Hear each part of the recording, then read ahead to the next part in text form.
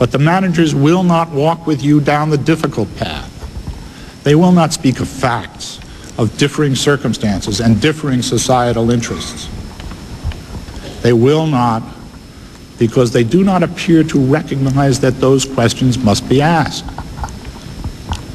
Now, perhaps the one exception to this was in the very last moment of Chairman Hyde's closing, when he suggested, with what might to many seem almost an inverted logic, that a lie to spare embarrassment about misconduct on a private occasion was more deserving of removal than a lie about, as he described it, important matters of state. Now, although I submit that that conclusion might have struck the framers as somewhat odd, one can certainly conceive of acts arising out of personal conduct that would warrant conviction and removal. But you cannot ignore the circumstances in which the conduct occurs, or abandon the core principle that impeachment should be reserved for those cases in which the president's very capacity to govern is called into question. Perjury about some official act may indeed be a constitutionally acceptable basis for impeachment. Perjury about a purely private matter should at the very least lead this body to question whether, no matter how seriously we take the person's violation, for example, of the witness's oath, the drastic remedy of removal from office is the proper response. Indeed, in a sense, that is the message sent by the House when it defeated Article 2. The principle that guides your deliberations, I suggest, must not only be faithful to the intent of the framers, it must be consistent with the governmental structure that they gave us and the delicate relationship between the legislative branch and the executive branch that is the hallmark of that structure.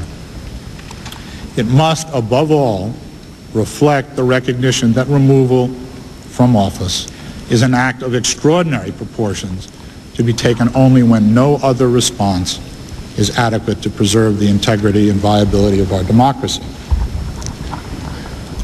On this point, and here I'll fend off the wrath or maybe the scorn of the managers by quoting not a scholar or a professor, but rather a witness called by the majority members of the Judiciary Committee to testify as an expert on the issue of perjury.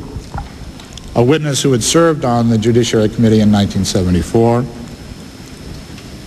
Judge Charles Wiggins told the members of the committee this: when you are called upon, as I think you will be called upon, to vote as a member of the House of Representatives, your standard should be the public interest. And I confess to you, said Judge Wiggins, that I would recommend that you not vote to impeach the president. Now, beyond the question of what constitutes an impeachable offense, each senator must also confront the question of what standard the evidence must meet to justify a vote of guilty.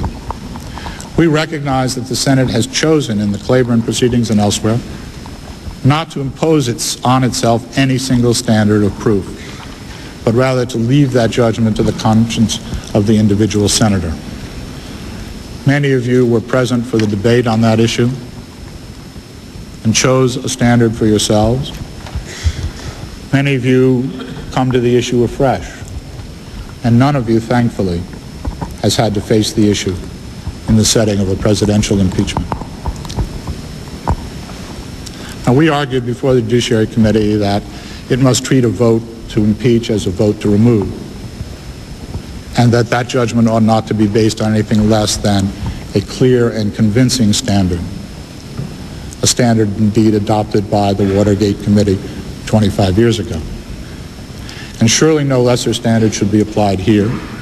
Indeed, we submit to you that given the gravity of the decision you must reach, each of you should go further and ask whether the House has established guilt beyond a reasonable doubt. And this submission is made even more compelling by the manager's own position in which they made clear to you last week that proof of criminal conduct, in their view, was required to justify conviction. Now, lawyers and laymen too often, I think, treat the standard of proof as meaningless legal jargon with no real application to the world of difficult decisions. But I suggest to you that it is much more than that. It is the guidepost that shows you the way through the labyrinth of conflicting evidence. It tells you to look within yourself and ask, would I make the most important decisions of my life based on the level of certainty I have about these facts? And in the unique legal political setting of an impeachment proceeding, it protects against partisan overreaching, and it assures the public that a grave decision is being made with due care. It is the disciplining force, I think, that you will carry with you into your deliberations. And let me say that even if the clear and convincing standard that you applied for judicial impeachments, it does not follow that it should be applied where the presidency itself is at stake. With judges, the Senate must weigh and balance its concern for the independence of the judiciary against the recognition that because a judge is appointed for life, impeachment is the only available method for removing from office those who are corrupt. On the other hand, when a president is on trial, the balance is very different. Here you were asked, in effect, to overturn the will of the electorate, to overturn the results of an election held 2 years ago in which the American people selected the head of one of the three coordinate branches of government. Moreover, you have been asked to take this action in circumstances where, even taking the darkest view of the manager's position, there is no suggestion of corruption or misuse of office, or any other conduct that places our system of government at risk in the 2 remaining years of this president's term, when once again the people will get the chance to decide who should lead them. In this setting, we submit, you should test the evidence by the strictest standard you know.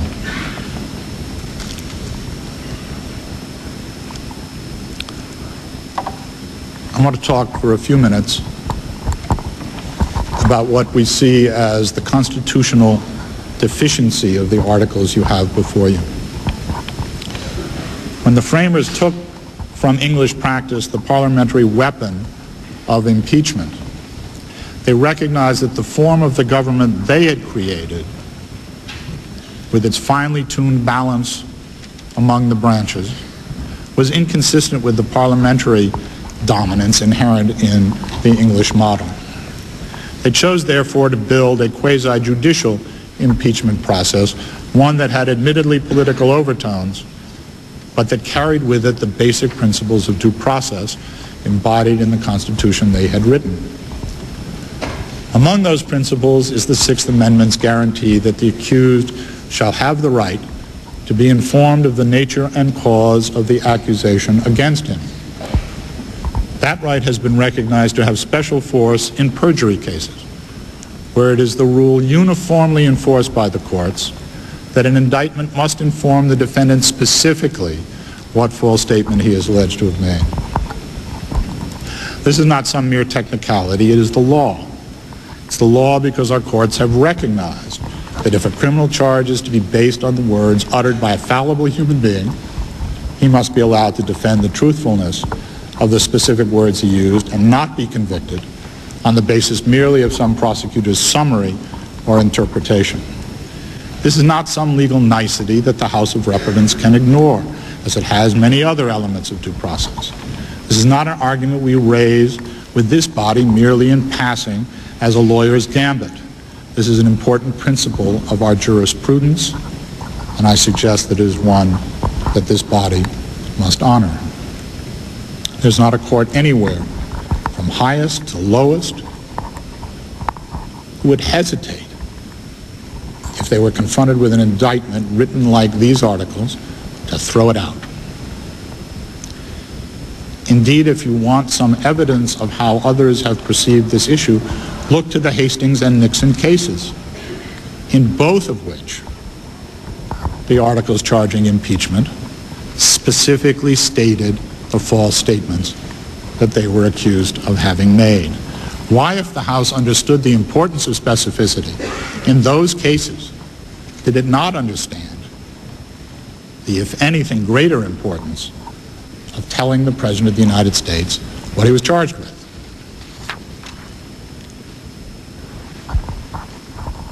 If you compare the closing argument of majority counsel and the majority report filed by the committee and the trial brief filed by the House and the presentation of the managers last week, you will begin to understand what has happened here. I challenge any member of the Senate, indeed any manager, to identify the charges that the House authorized them to bring. Just to take one example, we do not know to a certainty that the House decided, or we do know to a certainty that the House decided not to charge perjury in the civil deposition. Yet to listen to the manager's presentation last week, one would be hard put to conclude that they understood that. They have, in essence, treated these articles as empty vessels to be filled with some witch's brew of charges considered and abandoned, and charges never considered at all. And both Article 1 and Article 2 are constitutionally deficient for other reasons as well. In particular, each charges multiple offenses and is therefore void in the criminal justice vernacular for duplicity. Because in a criminal case, and here as well, lumping multiple offenses together in one charging document creates a risk that a verdict may be based not on a unanimous finding of guilt as to any particular charge, but instead may be composed of multiple individual judgments, and though that risk is in direct violation of the requirement of the Constitution that this body agree by a 2/3 majority before the President may be removed. Now, the House responds to the President's concerns in this regard by arguing that, the amendment of Senate Rule 23, which prohibits division of the articles, somehow addressed this concern, and that our argument would undermine the Senate's own rules. But that is not so. Rule 23 was approved to permit the most judicious and effective handling of the questions presented to the Senate. It can't be that the Senate, in passing that rule, and you know surely better than I, decided to purchase efficiency in impeachment proceedings at the price of violating the constitutional mandate to ensure a 2/3 vote for removal. Now, 3 years after the revision of Rule 23, in the trial of Judge Nixon, this very issue was presented. And Senator Cole captured that problem. Although the first and second articles of impeachment alleged that Judge Nixon had committed specific violations of the perjury statute, the third article was a catch-all, alleging that he made, quote, one or more of 14 different false statements. And I would note for you that that language, one or more, was identical to the language specifically inserted into Article 1 at the request of Congressman Rogan during the Judiciary Committee proceedings. In addressing the propriety of such a charging device, Senator Cole said, the managers should not be allowed to use a shotgun or blunderbuss. We should send a message to the House. Please do not bunch up your allegations. Charge each act of wrongdoing in a separate count. Such a change would clarify things and allow for a cleaner vote on guilt or innocence. And Senator Dole, who surely knew something about Senate rules and precedents, certainly didn't think that Rule 23 bound the result in that Nixon case.